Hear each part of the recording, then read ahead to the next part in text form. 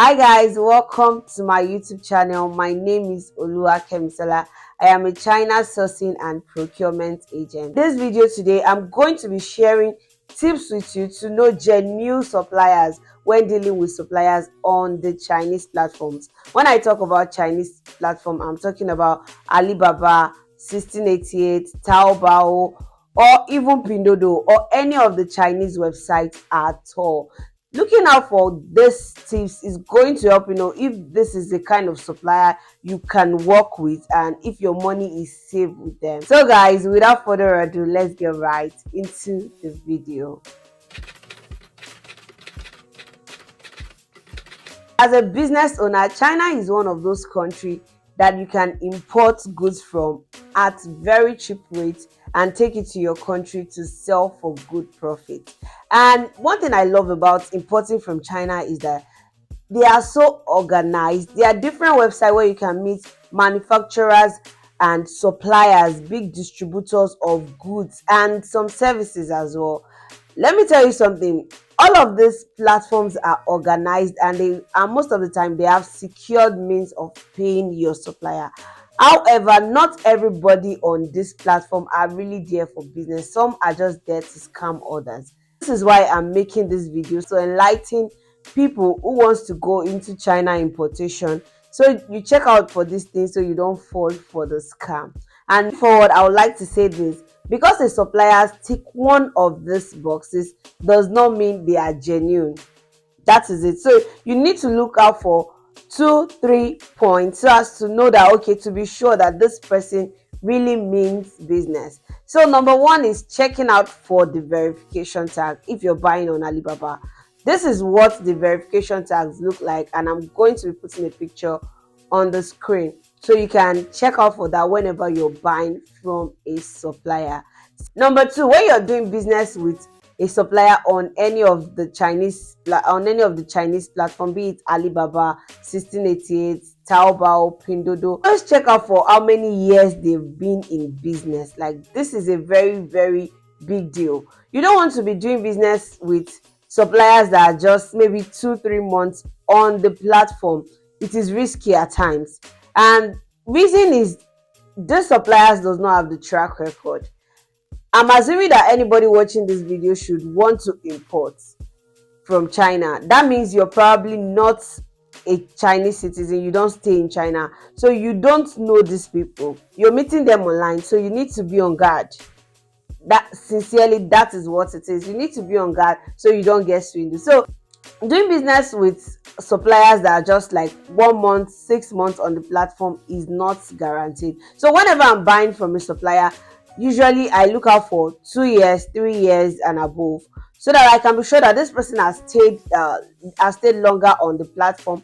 See, a lot of these scam accounts are usually between 1 to 6 months, because yes, Alibaba also have procedures on ground to check this supplier. So if you're not doing well on the platform, you can easily be cut off from the platform. But somebody who wants to swindle people of their money does not really care about these things, so they can easily create another account from their end.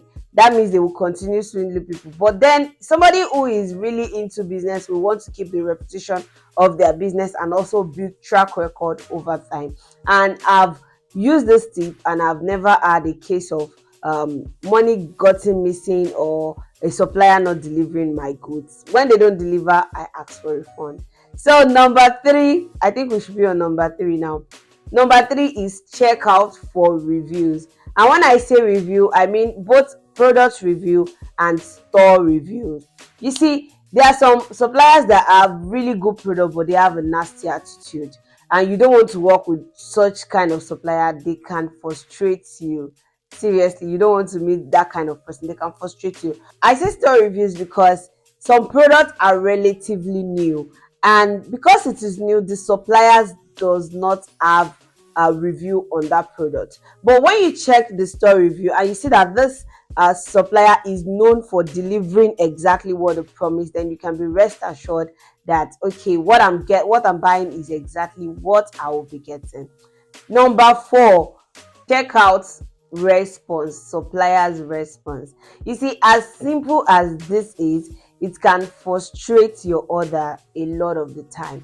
Because when a supplier is not responsive, that means you cannot easily communicate with them. See, I've seen suppliers that take 2 3 days to reply just one message, and you don't want to be working with such kind of supplier. So usually I tell my client that even when you're buying using a procurement agent, you can still chat the supplier up to ask questions about the product, ask questions about the delivery duration, ask questions, tell them about the packaging you want to use. The way they respond to you is going to show how responsive these suppliers will be, so that in case there are issues, because yes, this is business, at times they can be delayed here and there, but when the supplier communicates effectively, you can easily know when there is issue, and then it gets resolved easily. Number 5, when you're buying a product that is relatively new in the market, ask for live pictures or videos of that product. A lot of the pictures posted on this website are heavily edited, and from those pictures you cannot really see the features of this product. So if it is a product that you've never bought before, or you really do not know anything about, always ask questions from the supplier. Ask them for real life videos, ask them to send you videos, ask them for the specification of this product, so that when it gets to your country you don't meet with disappointment.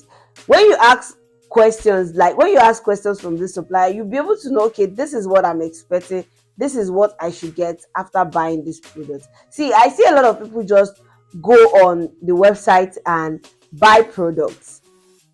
One thing I would like you to know is that the Chinese people have a product for every budget you have. See, this you can have two products, they will look very very similar, but they are produced from different material. So let's take a bag for instance. You saw a bag and you liked it. The one you're expecting is a leather bag, but the other one is made of poly material. But because you didn't ask, they both look alike, they both look very fine. When it gets to your country, you're expecting to get a leather bag, and at the end of the day you are getting a poly bag. You won't be able to sell for the price that you've envisaged in your ad, because it does not meet up to the standard quality of what you're expecting. And this will take me to like I think I should be on the 6th point now. This will take me to the 6th point, which is price. Guy, you see, price at times when you're buying from China can be a red flag, it can be an indicator, because price determines quality a lot of the time. We are talking about business here. Price determines quality a lot of the time, especially when you're dealing with Chinese people. So when something is too cheap, you should be wary. Let's assume, okay, they are selling a light. You've seen a supplier that sells a light for maybe 30 yuan, and another supplier sells his own for 29 yuan. Another supplier sells his own for 28 yuan. Then you now have this supplier that sells his own for 16 yuan. That is a red flag. Always do a price comparison when you're buying from suppliers, especially when you're very very specific on the product you want to buy. Last but not the least is payment method. You see, if a supplier is too bent on you paying directly to his account, it is a very big red flag. Seriously, it is a very big red flag. You see, most of these Chinese websites, Alibaba, Pindodo, and 1688, they have a authorized means of payment whereby you can always ask for refund if your goods is not delivered or it is not up to standard.